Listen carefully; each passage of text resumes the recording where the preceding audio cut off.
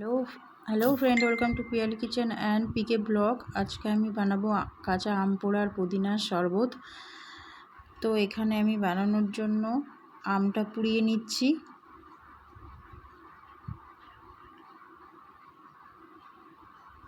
আমটা আগে পুড়িয়ে নেব ভালো করে।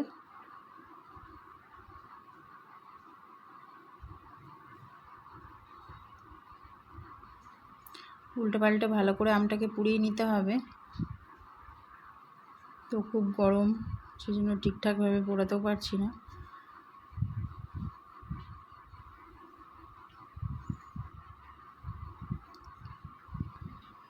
আমটাকে এইভাবে পুড়িয়ে নিতে হবে।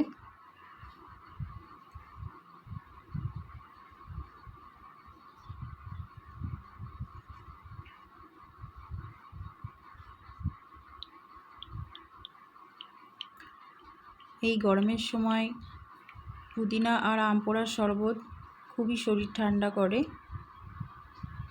তো আজকে আমি বানাবো। আমটা পোড়ানো হয়ে গেছে।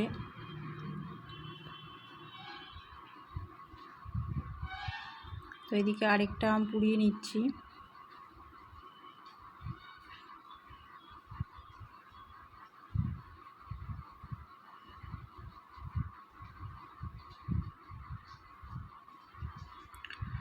আমটা পোড়ানো হয়ে গেছে। আমি আমটা উপর থেকে খোসাটা ছাড়িয়ে নেব।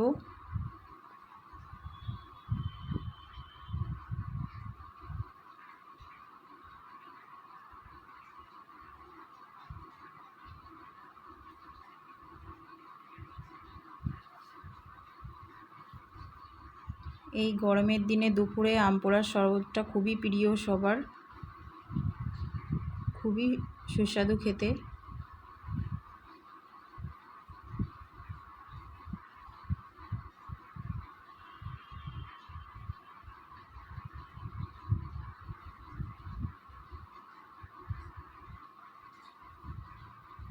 তো হয়ে গেছে খোসা ছাড়ানো। এবার আমি ছুরি দিয়ে এভাবে একটু কেটে কেটে নেব মিক্সির বাটিতে। তো তারপরে আমি এটাকে পেস্ট করে নেব।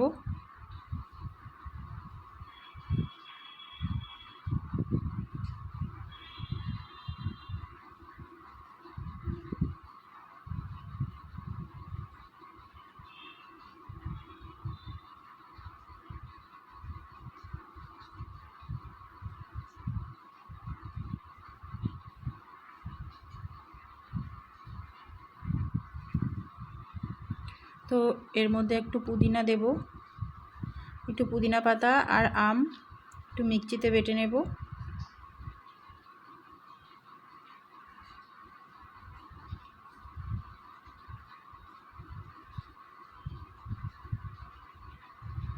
তো এদিকে আমি শসাটা ছাড়িয়ে নিচ্ছি।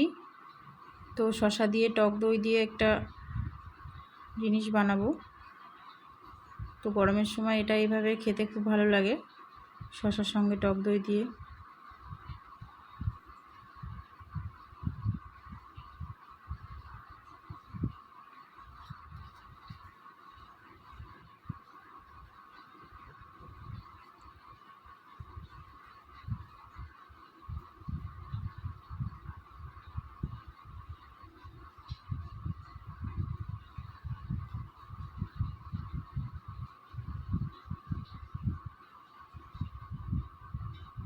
আমি শসাটা টুকরো করে কেটে নিলাম।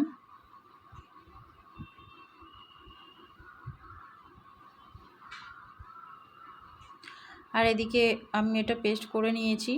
তো এবার একটা পাত্রের মধ্যে আমি নিয়ে নিলাম।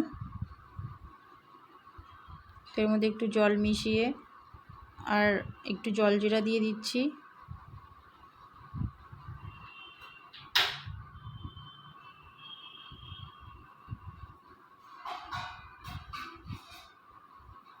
একটু চিনি দিয়ে দিচ্ছি।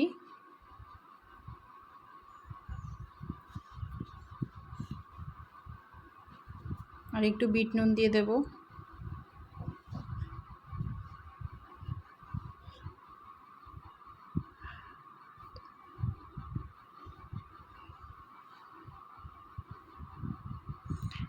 এবার ভালো করে মিশিয়ে নেব।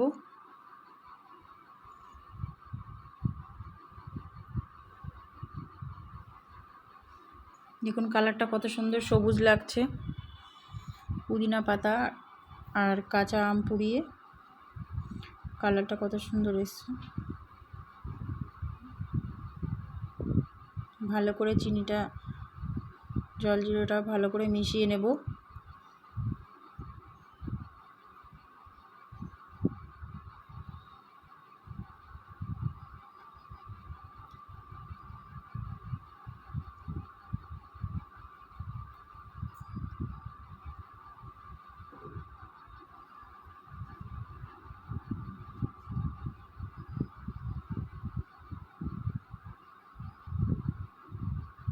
এবার এর মধ্যে আমি বরফ টুকরো দিয়ে দেব।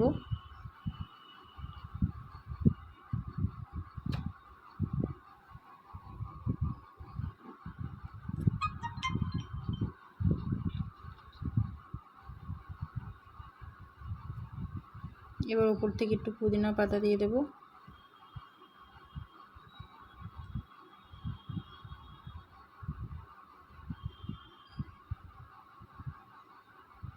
এদিকে আমি টক দই নিয়ে নিচ্ছি একটা পাত্রে।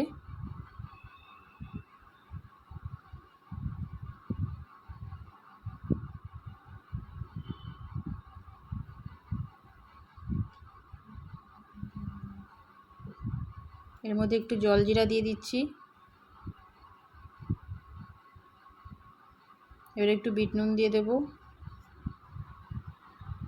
আমি একটু শসা কুচি দিয়ে দেবো, শসা টুকরো।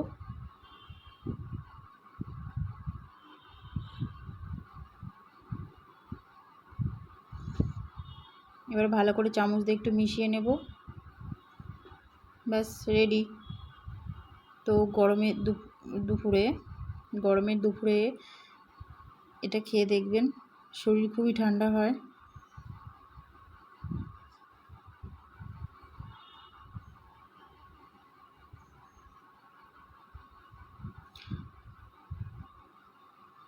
তো এই শরবতটা কেমন লাগলো আপনারা আমাকে কমেন্টে জানাবেন।